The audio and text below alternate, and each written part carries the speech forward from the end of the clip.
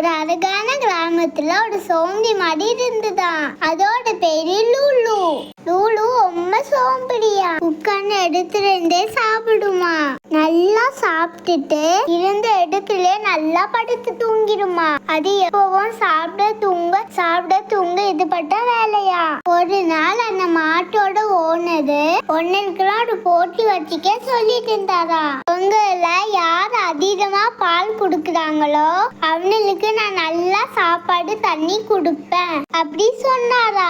உடனே மத்த மாடு எல்லாமே நல்லா சாப்பிட ஆரம்பிச்சாங்களாம். நிறைய சாப்பிட்டானா நிறைய பால் கிடைக்கும் நினைச்சாங்களாம். ஆனா லூலு பட்டும் மரத்து கடியில உட்காந்து நல்லா தூங்கிட்டு நின்றுதா.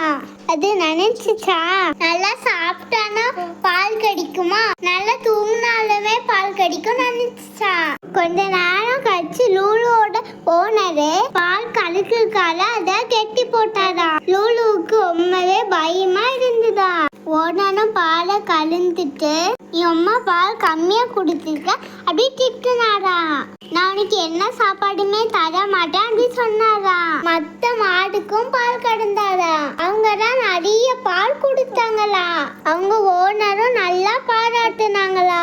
அவங்களுக்கு எல்லாருக்குமே நல்ல புல்லும் தண்ணியும் கொடுத்தாரா. எல்லாரும் ஜாலியா போட்டு சாப்பிட்டாங்களா. ஆனா லூலு பட்டு ரொம்ப ஃபீல் பண்ணி அழுறானா.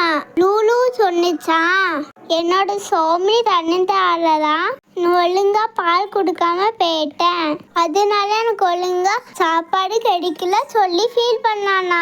அடுத்த நாள்ல இருந்து லூலு ரொம்ப சுறுசுறுப்பா இருந்தானா. எல்லாரும் மாதிரி அவனும் நல்லா சாப்பிட்டானா. இந்த கதையோட நீதி என்னன்னா, உழைத்தாதான் நல்லா பலன் கிடைக்கும். இந்த கதை உனக்கு பிடிச்சிருந்தா லைக் பண்ணுங்க, ஷேர் பண்ணுங்க, கமெண்ட் பண்ணுங்க. இன்னொரு சந்திக்கிறேன். பாய்.